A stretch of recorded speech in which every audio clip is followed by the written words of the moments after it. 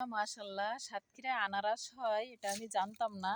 সাতক্ষীরায় আমি এই প্রথম আনারস দেখছি। এটা আম বাগান। তো এখানে দেখছি শুধু সুপারি গাছ। আম নিতে আসছে আজকে। দেখেন শুধু সুপারি গাছ, কি বড় বড় সুপারি গাছ। এই সুপারি গাছের নিচে হলো এই আনারসগুলা। তো এই প্রথম আমি সাতক্ষীরায় আনারস হতে দেখলাম। আমার খুব ভালো লাগছে যে সাতক্ষীরায় এই প্রথম আমি আনারস দেখছি।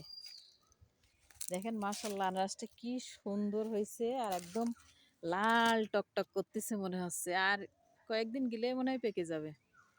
এটা কিন্তু পুরো একটা বাগান। ওই পাশেও আনারসের আছে। আর এ পাশে আপনার আম গাছ, বিশাল বড় বড় আম গাছ, আর কাঁঠাল গাছ বিশাল বড় বড়।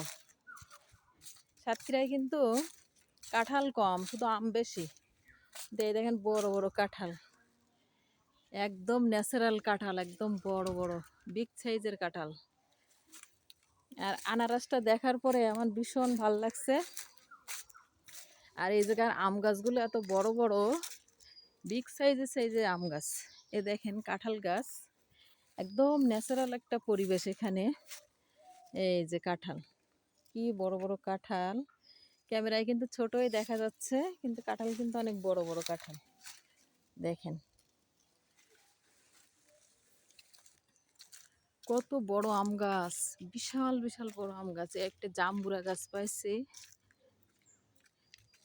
আর এখানে সুপারি গাছ, অনেক বড় বড় বড় লম্বা লম্বা সুপারি গাছ। গতকালও এই বাগান থেকে আম নিয়েছিলাম। গতকালের আমটা একদম পাকাই ছিল।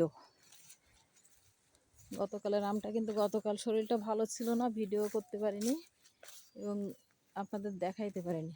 আজকে অনেক লোক আম ভাঙতেছে।